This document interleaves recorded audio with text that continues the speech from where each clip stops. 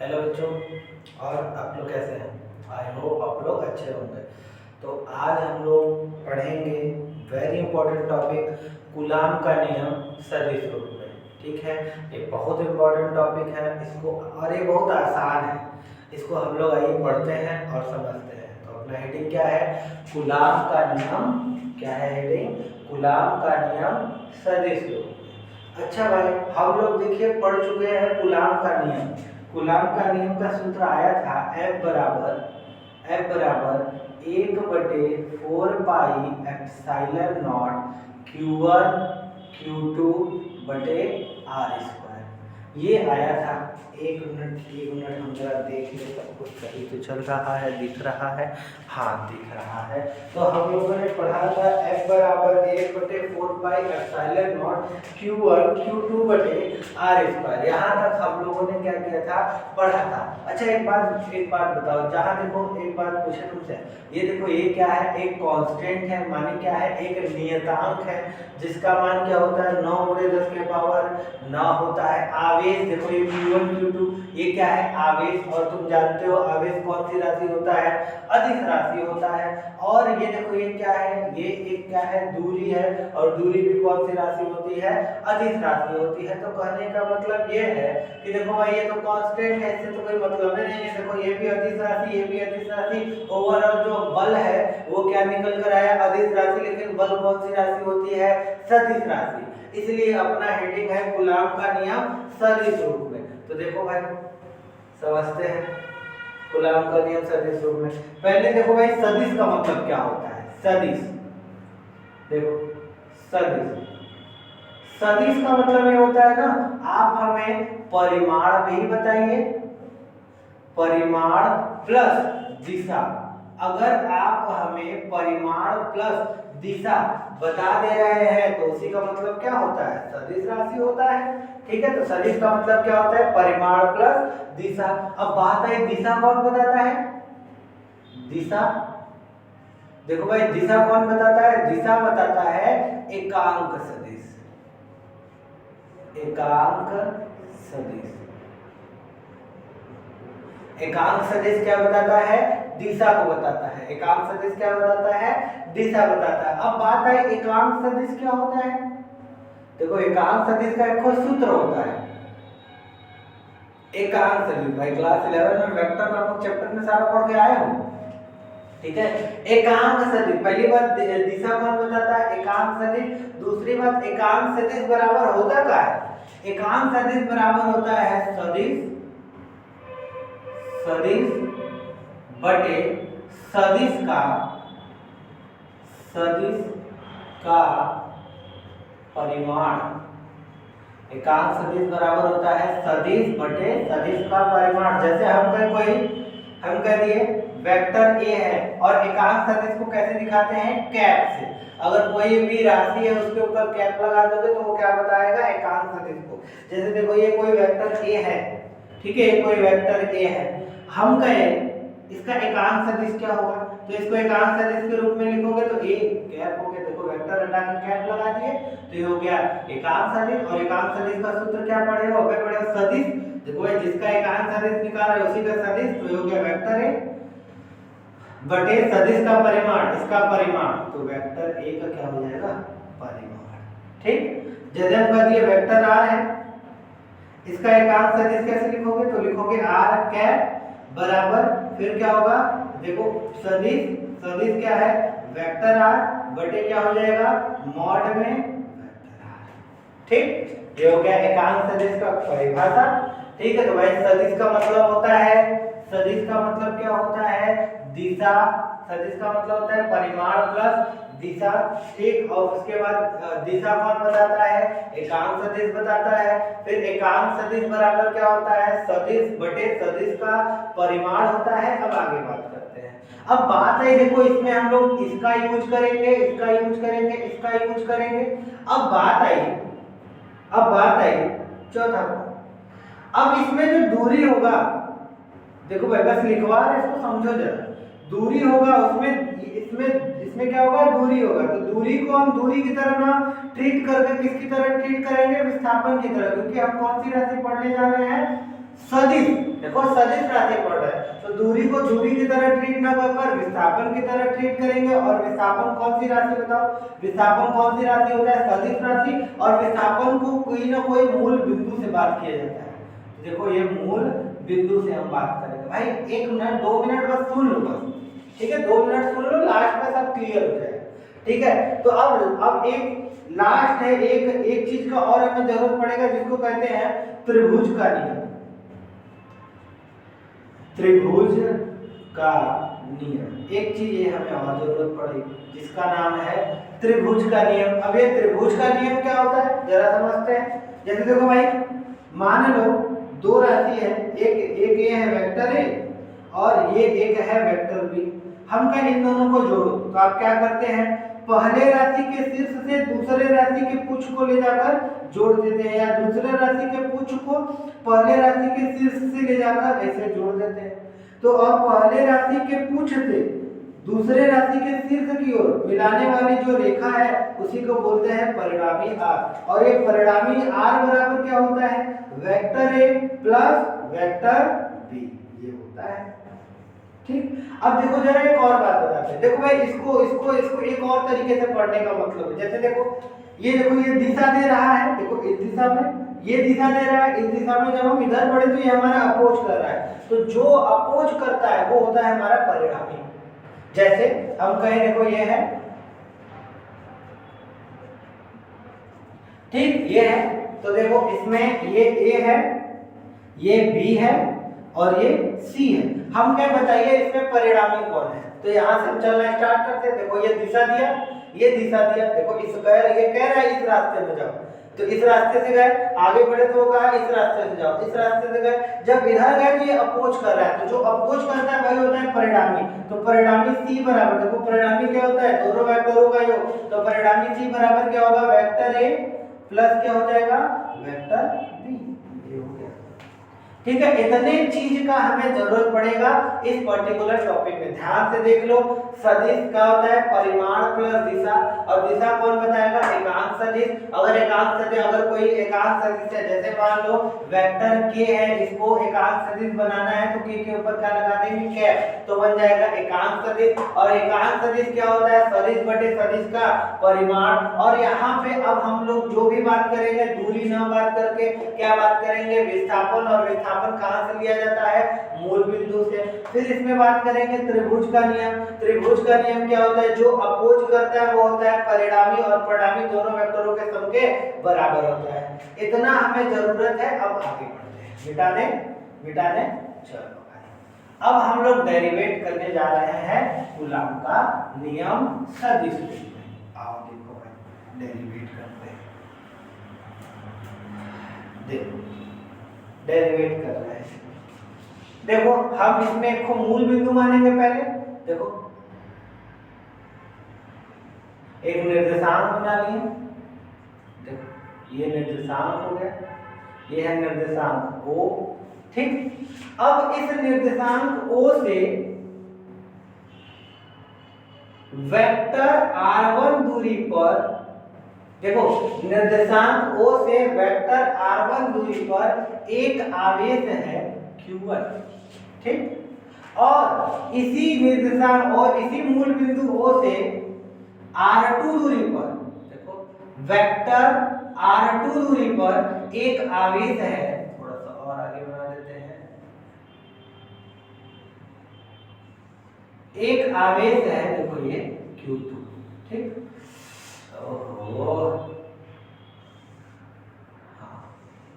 एक आवेश है, देखो ये रहा q2, कितने दूरी पर, r2 दूरी पर। देखो मूल बिंदु से वेक्टर r1 दूरी पर एक आवेश है q1, मूल बिंदु से वेक्टर r2 दूरी पर एक आवेश है q2। अच्छा ठीक है, वाह वाह क्या बात है, मजा आया।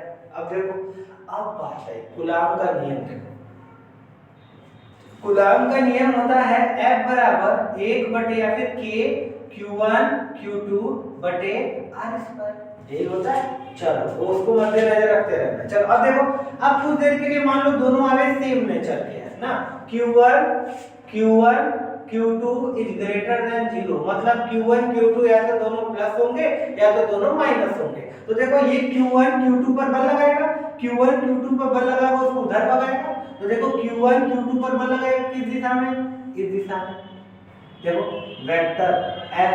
अब बताओ कौन किस पर लगा रहा है, लिखेंगे कैसे इस बल को। देखो कौन किस पर लगा रहा है, Q1 लगा रहा है Q2 पर, तो फोर्स ऑन 2 ड्यू टू 1, दूसरे पर बल किसके कारण, पहले के कारण। इसको कैसे पढ़ेंगे, दूसरे पर बल किसके कारण, पहले के कारण। ठीक है। अब देखो लाइन ज्वाइनिंग मिला देते हैं, ये रहा। अब देखो अब बात आई, अब देखो Q2 वाला भी Q1 पे बल लगाएगा, देखो किस दिशा में, ये इसको इधर भगाएगा। अब इसको कैसे लिखेंगे, Q2 वाला किस पे बल लगा रहा है, Q1 पे, तो फोर्स ऑन 1 पहले पर बल किसके कारण, दूसरे के कारण। तो देखो भाई ये क्या, F21 क्या बता रहा है, दूसरे पर बल पहले के कारण, F12 क्या बता रहा है, पहले पर बल दूसरे के कारण। अगर कल को इसे लिखा रहेगा वेक्टर F32, इसका क्या मतलब समझोगे, तीसरे पर बल दूसरे के कारण, ये इसका मतलब होता है। अच्छा आगे बढ़ते हैं। देखो भाई अब यहां तक आ गया समझ में। देखो भाई कूलॉम का नियम क्या कहता है, F बराबर K Q1 Q2 बटे R स्क्वायर। ये जो R है वह दोनों आवेशों के बीच की क्या है, दूरी है। यहां से यहां तक की दूरी है और यहां से यहां तक का दूरी हमको पता ही नहीं। ठीक है, एक चीज पता है, क्या पता है, देखो भाई अगर हम इधर जा रहे हैं, तो बल कौन सा लग रहा है, F21, और इधर जा रहे हैं तो बल क्या लग रहा है, F12। देखो भाई इधर जा रहे हैं तो बल 21 लग रहा है, इधर जा रहे हैं तो बल 12 लग रहा है। तो हमें ये दूरी तो पता ही नहीं है, ये दूरी पता नहीं, कुछ देर के लिए ये दूरी क्या कर लो, मान लो। ठीक है, मान लिए वेक्टर आ रहा है, फिर से बोल रहा है, ये दूरी हम क्या किए हैं, अपने से माने हैं, हमें ये दूरी पता नहीं है। तो हमने क्या कर दिया, दोनों आवेशों के बीच की दूरी कितना है, वेक्टर r। और यदि अगर हम इस दिशा में जा रहे हैं तो ये दूरी बन जाएगा 2 1। देखो अगर हम इधर जा रहे हैं, इस दिशा में जा रहे हैं, तो कौन से डायरेक्शन में जा रहे हैं, 2 1 डायरेक्शन में, क्योंकि बल इधर देखो 2 1 लग रहा है। और अगर बल को इधर जाएंगे तो बल क्या हो जाएगा, 1 2 हो जाएगा, तो दिशा भी कौन सी हो जाएगी, 1 2 हो जाएगी। तो देखो अगर हम इधर जा रहे हैं तो विस्थापन होगा R21, और अगर हम Q2 से Q1 की तरफ जा रहे हैं तो विस्थापन क्या हो जाएगा, R12। बोलो हाँ ठीक है, वाह वाह क्या बात है, मजा आ गया। आओ चलो करते हैं। देखो अब हम निकालने जा रहे हैं Q1 के कारण Q2 पर बल। देखो Q1 के कारण Q2 पर बल, लेकिन अब ध्यान ये रखना है कि हमें सदिश रूप में बताना है। ठीक है, तो चलो आप बताते हैं Q1 के कारण Q2। देखो Q1 के कारण Q2 पर बल कितना है, वेक्टर F21 बराबर कितना होगा, 1/4 pi epsilon not Q1 Q2 बटे R स्क्वायर, माने दोनों आवेशों के बीच का दूरी का स्क्वायर। तो दोनों आवेश के बीच की दूरी कितना है, वेक्टर R21। लेकिन ये क्या है, दोनों आवेशों के बीच का विस्थापन है। हमें क्या चाहिए, दूरी चाहिए। विस्थापन सदिश राशि होता है और दूरी अदिश राशि होता है, और यहाँ पे ये जो है वो क्या है, सदिश राशि है। क्या है, सदिश राशि है। तो यहाँ पे जो ये देखो, यहाँ पे देखो ये सदिश राशि है और यहाँ पे क्या है, अदिश राशि है। तो हमें कौन सी राशि चाहिए, अदिश राशि चाहिए। तो यहाँ पे इसको अदिश राशि बनाना है तो क्या करो, मॉड लगा दो। अब देखो स्क्वायर है तो स्क्वायर लगा दिया। देखो भाई फिर से 1/4 pi epsilon not Q1 Q2 बटे R स्क्वायर, जो R क्या है, दोनों आवेशों के बीच की दूरी है। हम कौन सी दिशा में जा रहे हैं, 2 1 दिशा में जा रहे हैं, तो दोनों आवेश के बीच की दूरी क्या है, R21 है। सॉरी, दोनों आवेशों के बीच की दूरी, विस्थापन क्या है, वेक्टर R21 है, लेकिन हमें चाहिए दूरी, तो हमने वेक्टर R21 को किस में बैठा दिया, मॉड में बैठा दिया। तो क्या बन गया, दूरी का स्क्वायर। अब बचा, देखो अब परिमाण तो हो गया, परिमाण देखो ये आवेश, परिमाण और ये तो कांस्टेंट है। तो अभी ओवरऑल अभी क्या है, परिमाण बताया है, दिशा हमने नहीं बताया। तो बताओ हम कौन सी दिशा में जा रहे हैं, 2 1 दिशा में जा रहे हैं, और 2 1 दिशा में जा रहे हैं तो देखो R21 दिशा में जा रहे हैं, और कैप लगा दो, एकांक सदिश दिशा को बताता है। हो गया, बहुत सॉल्व का खत्म। अरे आया कि नहीं आया, देखो भाई वेक्टर F21 बराबर 1/4 Q1 Q2 बटे R स्क्वायर। दोनों आवेशों के बीच की दूरी कितना है? R21 है। अब दूरी है तो हमें दूरी बताने के लिए मॉड में लगा दिया, विस्थापन को मॉड में लगा दिया तो क्या बन गया? दूरी बन गया। अब हम कौन सी दिशा में जा रहे हैं? R21 दिशा में जा रहे हैं। तो दिशा बताने का कौन काम करता है? एकांक सदिश। तो R21 लगा के कैप लगा दिए। और अगर तुम्हें याद है जहां देखो भाई R21 कैप याद करो, देखो सूत्र होता था एकांक सदिश बराबर सदिश बटे सदिश का परिमाण। बोलो होता था कि नहीं? एकांक सदिश बराबर सदिश बटे सदिश का परिमाण। तो R21 का अगर तुम एकांक सदिश बराबर लिखोगे, देखो एकांक सदिश बराबर सदिश, ये इसका सदिश क्या होगा? अगर बताओ कल को a कैप था तो इसका सदिश क्या था? वेक्टर a था। ठीक है, उसी तरह R21 है तो इसका सदिश क्या होगा? वेक्टर R21 बटे सदिश का परिमाण, माने R21 का क्या हो जाएगा? बोलो समझे कि नहीं समझे? फिर से R21 एकांक सदिश है, एकांक सदिश बराबर होता है सदिश बटे सदिश का परिमाण। तो अगर वेक्टर a है तो इसका सदिश क्या होगा? वेक्टर a कैप है तो इसका सदिश क्या होगा? Vector a। उसी तरह अगर R21 कैप है तो इसका सदिश क्या होगा? Vector R21। और इसका हम क्या कर दिए? मॉड ले लिए। तो ये हो गया, उठा कर रख दो इसकी जगह। हाँ, उठा के रख दो, उठा के रख दो, उठा के रख दो। चलो रखे। तो देखो क्या हो जाएगा? F बराबर वेक्टर F21 बराबर 1/4 pi epsilon not Q1 Q2 बटे, अब देखो इसकी जगह ये तो है पहले इसको लिख देते हैं R21 का क्या हो जाएगा? स्क्वायर इनटू R21 कैप की जगह क्या लिखेंगे? वेक्टर R21 बटे मॉड में वेक्टर R21। तो वेक्टर R21 बटे मॉड में 21। ठीक, अब देखो F21 इज इक्वल टू कितना हो जाएगा? 1/4 pi epsilon not Q1 Q2 बटे, अब देखो R के पावर 2 का, देखो मॉड में R के पावर 2 है, यहाँ मॉड में R के पावर 1 है। तो देखो जब इन दोनों का गुणा करोगे तो घात क्या हो जाएगा? जुड़ जाएगा। तो क्या हो जाएगा? R21 वेक्टर R21 का क्यूब इनटू क्या हो जाएगा? Vector R21। ये निकल गया। देखो दिखा है सबको? एक मिनट हम जरा देख रहा है। हाँ दिख तो रहा है, थोड़ा सा कटा नहीं, सही है। देखो दिख तो रहा है। चलो बोलो समझ में आ रहा है? बोलो समझ में आ रहा है? आगे बढ़ा जाए तो देखो यहाँ तक हो गया, लेकिन इसमें एक दिक्कत की बात है। दिखा तुम्हें? एक दिक्कत की बात है। क्या दिक्कत की बात है? दिख रहा है? तो भाई R21 क्या ये दूरियां तुमको पता है? नहीं पता है भाई, यही ना है R21। ये दोनों आवेशों के बीच की दूरी तुम तो अपने से माने हो। ए बाबू तुम अपने से माने हो, ठीक है ना? तो तुम्हें, अगर तुम अपने से माने हो तो इसका वैल्यू तुम्हें थोड़ी ना पता है। अब हम क्या करेंगे? R21 का मान निकालेंगे। आओ R21 का मान निकालते हैं। देखो अब R21 का मान निकाल रहे हैं। तब त्रिभुज के नियम से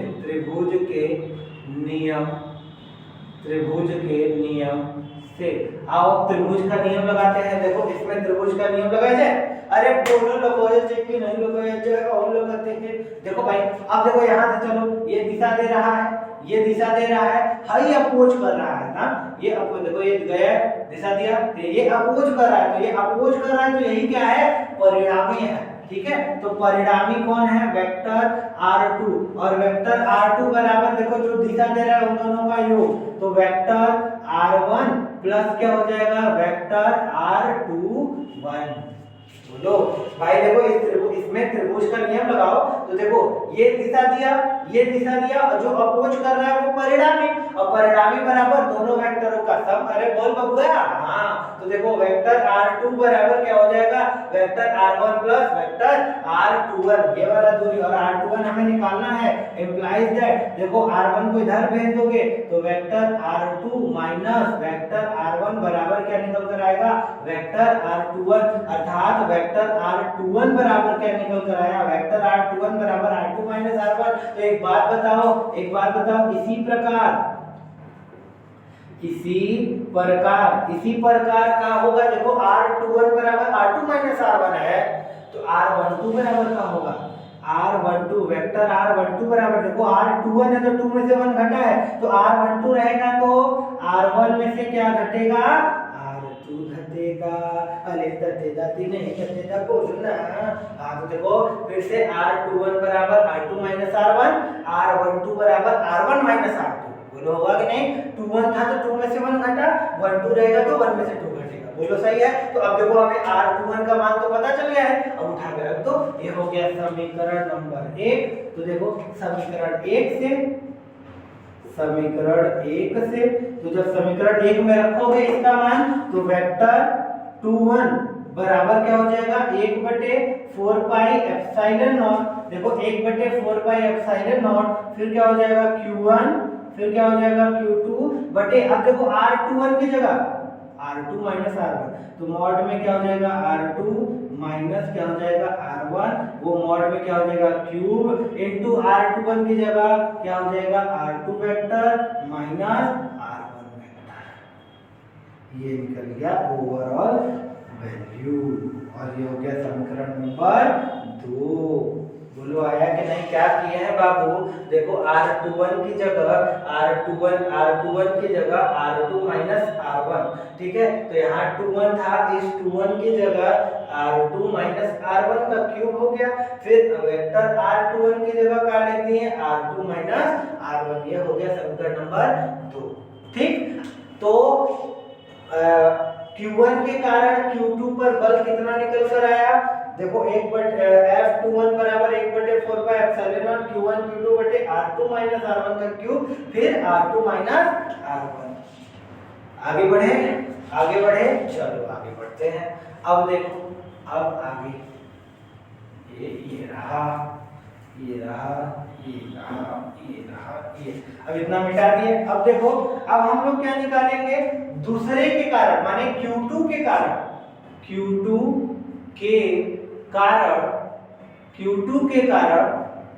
Q1 पर बल, Q2 के कारण Q1 पे बल। एक मिनट जरा देखते रहे हम। देखो Q2 के कारण अब हम निकालने जा रहे हैं Q1 पर बल। देखो Q2 के कारण Q1 पर बल याद रहेगा, तो याद है तुम्हें? देखो ये F21 था, तो ये वेक्टर F12 बराबर 1/4 pi epsilon not into Q1, फिर क्या हो जाएगा Q2 बटे, अब देखो R स्क्वायर। अब हम कौन सी दिशा में जा रहे हैं? देखो 12 दिशा में जा रहे हैं। जब 21 था तो 21 दिशा में गए थे। अब देखो यहाँ 12 है तो कौन सी दिशा में जाएंगे? 12 दिशा में। तो यहाँ दूरी क्या हो जाएगा R12, मॉड में R12 का स्क्वायर। और कौन सी दिशा में जा रहे हैं? R12 का क्या हो जाएगा? क्या बोलो आया कि नहीं आया? देखो एकदम डिट्टो उसी की तरह है, ज्यादा कुछ नहीं डिटेल करेंगे भाई। जब इधर जा रहे थे तो 21 था, अब Q2 के कारण Q1 पे बल किधर है? इधर है। जाके पीछे रिवर्स करके जाके देखो, डायग्राम देख कर आओ।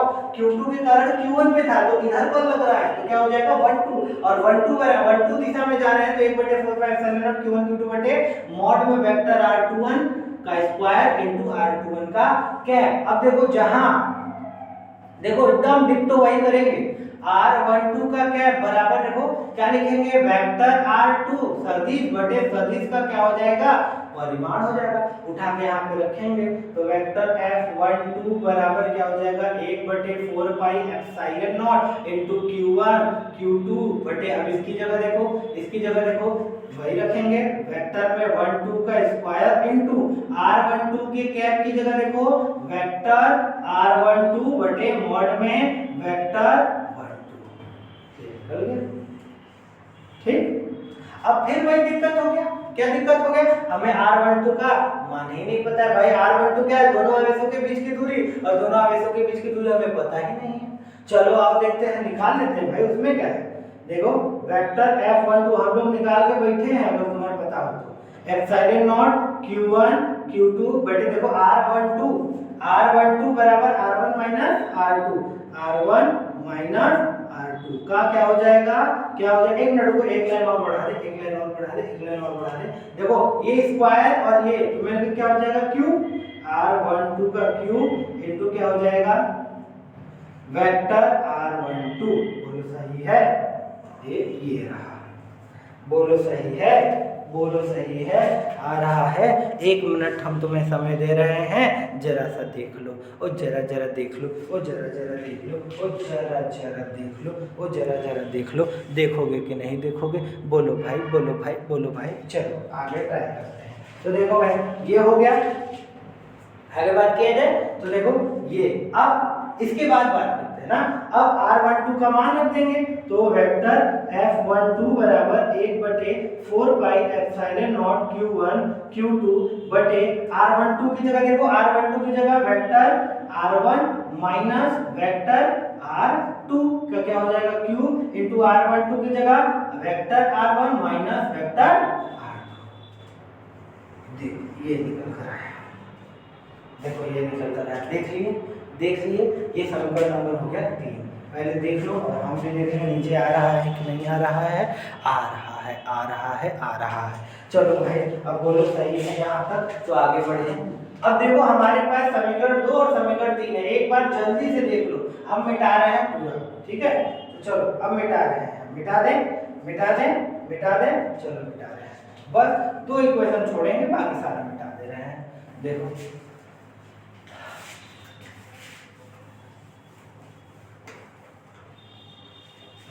देखो, एक इक्वेशन ये, एक इक्वेशन ये, इसको लिख लेते हैं। पहले समीकरण 2 लिख लेते हैं।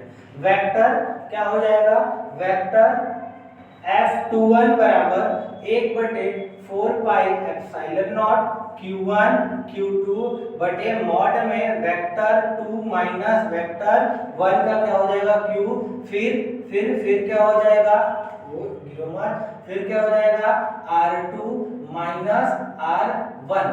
ठीक है, ये हो गया, ये था समीकरण नंबर 2।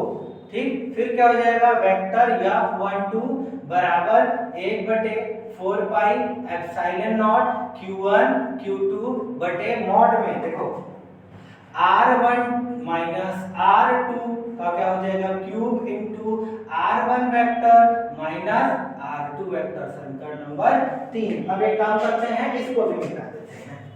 देखो भाई, इसको भी मिटा दिए हैं। अब देखो, अच्छा एक बात तुमको पता है, अगर मॉड में x लिखा है इसका मतलब मॉड x ही होता है। मॉड में माइनस x लिखा है उसका मतलब क्या होता है, उसका मतलब क्या होता है, मॉड x ही होता है। ये पता है कि नहीं पता है? पता है ना? हाँ, तो चलो बस यही थोड़ा सा फंडा अपनाते हैं। एक काम करते हैं बाबू, इसमें ना माइनस कॉमन लेते हैं।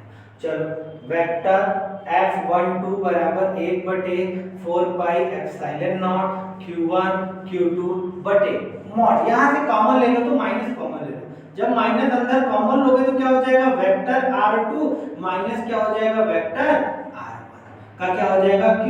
अब यहाँ से भी माइनस कॉमन ले लो, जब माइनस कॉमन लोगे तो क्या हो जाएगा, vector r2 minus vector r1। अब देखो ये अंदर तो माइनस का कोई मतलब नहीं, देखो मॉड में माइनस x का मतलब मॉड x। अब ये माइनस कहाँ जाएगा, आगे वेक्टर f12 बराबर 1/4 पाई एप्सिलॉन नॉट। अब देखो ये माइनस आगे आ गया, ये माइनस आगे आ गया, ठीक है। फिर क्या हो जाएगा q1 q2 बटे फिर क्या हो जाएगा, मॉड में r2 vector minus r1 vector का क्या हो जाएगा q, और यहाँ क्या हो जाएगा r2 माइनस क्या हो जाएगा r1। देखो भाई, मैंने यहाँ से माइनस खींच लिया तो माइनस बाहर, यहाँ से भी माइनस खींच लिया, ये आ गया। अब देखो मॉड में माइनस x का मतलब मॉड x होता है, और यहाँ r2 माइनस r1 माइनस बाहर गया, ये माइनस कहाँ चला गया, आगे आ गया, ठीक है, इतना आ गया। अब देखो जरा, ये तुम्हें देखा देखा लग रहा है, ये तो तुम कहीं देखे हो। देखो 1/4 pi epsilon not 1/4 pi epsilon not q1 q2 mod में r2 माइनस r1 का क्यूब, r2 माइनस r1 का cube, r2 minus r1 r2 minus r1। तो समीकरण 2 से क्या हो जाएगा, तो देखो वेक्टर f12 बराबर, देखो वेक्टर f12 बराबर माइनस है तो माइनस, अब इस पूरे की जगह क्या लिख देंगे हम लोग, वेक्टर f21। मतलब क्या निकला, एक मिनट देखने जरा। मतलब ये निकला कि पहले आवेश के कारण दूसरे आवेश पर बल तथा दूसरे आवेश के कारण पहले आवेश पर बल दोनों का होता है बराबर। परंतु देखो माइनस क्या बता रहे, दोनों विपरीत दिशा में है। अरे ये तो किसी का नियम है, किसी का नियम है। ये क्या है, Newton's third law. Newton's third law माने कूलाम का नियम न्यूटन थर्ड लॉ को फॉलो करता है, क्रिया प्रतिक्रिया का नियम। बोलो कूलाम का नियम सदिश रूप में समझ में आया कि नहीं। वेक्टर F21 बराबर माइनस में वेक्टर F1 2, और ये क्या है, न्यूटन थर्ड लॉ। ये है कूलाम का नियम सदिश रूप में। अब बात है कूलाम का नियम सदिश रूप में माने बल को सदिश रूप में हमने कब प्रदर्शित कर दिया, देखो ये कहां प्रदर्शित कर दिया, हमारा हेडिंग था कूलाम का नियम सदिश रूप में, ये तो यहां तक कर दो खत्म। लेकिन एग्जाम में तुम्हें यहां तक करना है, ठीक है। तो कूलाम का नियम सदिश रूप में निष्कर्ष ये क्या निकला कि कूलाम का नियम सदिश रूप में न्यूटन के थर्ड नियम को क्या करता है, फॉलो करता है, ठीक है। और दूसरा, पहला तो निष्कर्ष ये निकला कूलाम का नियम सदिश रूप में न्यूटन के क्रिया प्रतिक्रिया नियम का पालन करता है। पहला निष्कर्ष ये निकला निष्कर्ष। और दूसरा निष्कर्ष ये निकला, तो देखो जैसे भाई ये Q1 है, ये Q2 है, ये Q1 है, ये Q2 है। देखो Q1 Q2 के केंद्र पर बल लगाता है और Q2 Q1 के केंद्र पर बल लगाता है। Q1 Q2 के केंद्र पर बल लगाता है और Q2 Q1 के केंद्र पर बल लगाता है। अतः स्थिर वैद्युत बल माने ये इसको क्या बोलते हैं, कूलाम्बिक बल। कूलाम्बिक बल F बराबर K Q1 Q2 बटे R स्क्वायर को क्या बोलते हैं, कूलाम्बिक बल बोलते हैं, स्थिर वैद्युत बल बोलते हैं या वैद्युत बल बोलते हैं। तो वैद्युत बल कौन सा बल है, केंद्रीय बल है। वैद्युत बल कौन सा बल है, केंद्रीय बल माने केंद्र पर बल लगाता है। वैद्युत बल कौन सा बल है, केंद्रीय बल है। बोलो आया कि नहीं आया। ये था कूलाम का नियम सदिश रूप में। स्क्रीनशॉट लेना है तो स्क्रीनशॉट ले लो। तब तक के लिए मिलते हैं, tata bye bye, okay bye.